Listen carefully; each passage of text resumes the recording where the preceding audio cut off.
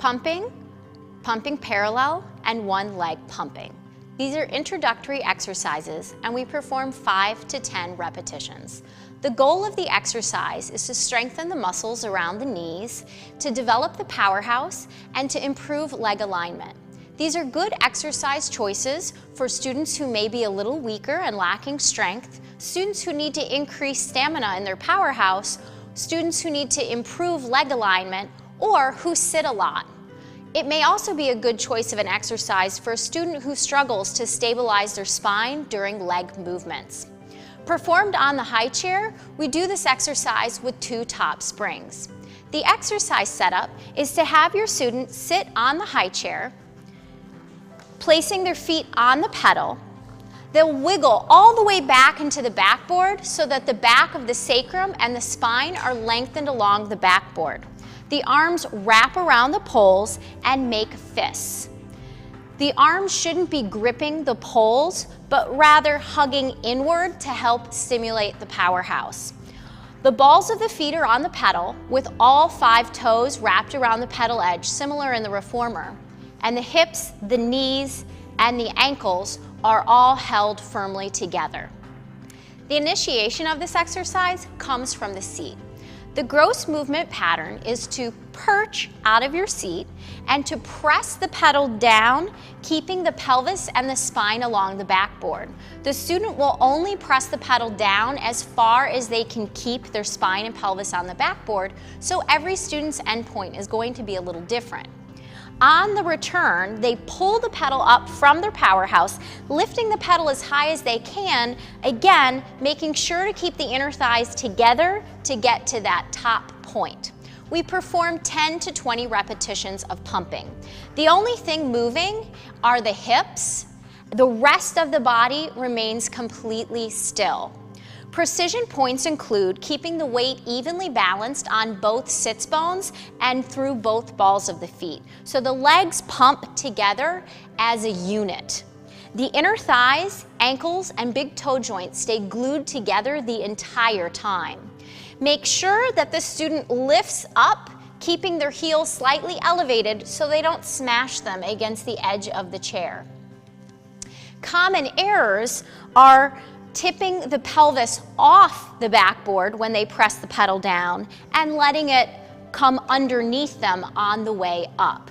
The other thing students will try and do to stabilize them is to push their back into the backboard instead of perching the seat and lifting all the way up out of the abdominals. Lastly, make sure that your student isn't gripping the poles to keep themselves still, but they're hugging them to help keep their ribs and upper powerhouse active and engaged. The rhythm is controlled and lively with an accent on the up. Press and lift. Press and lift. Press and lift. For pumping one leg parallel, the student will simply extend one leg out at the height of the hip and pump 5 times. When we see them pumping with one leg, it's very important to make sure that the hip, the knee, and the middle of the ankle stay aligned and we don't see the knee shake side to side or the lifted leg drift as they pump. All other precision points and common errors from pumping will also apply here. Lastly, we have pumping parallel. The student will open their feet to the edges of the pedal, placing the ball of the foot on the edge with the heels slightly lifted. Again, the weight remains evenly distributed across the balls of the toes, and they will continue the pumping motion here. 10 to 20 repetitions of pumping parallel. Since the legs are no longer touching, it's a little harder to activate the inner thighs and track the legs. So again, we're going to watch the student from the front to make sure that the hip, the knee, and the ankle alignment stays steady through the duration of the exercise. Real-time execution. Bring the balls of the feet together. Pumping. Press the inner thighs together, lift the heels, and pull the abs in and up the backboard. Drawing the belly in, perch and press the pedal down and up. Press and lift. Same size pumps every time. Draw the heels up to the navel and lift up taller as you pump. Knees stay together and hold it at the top for pumping one leg.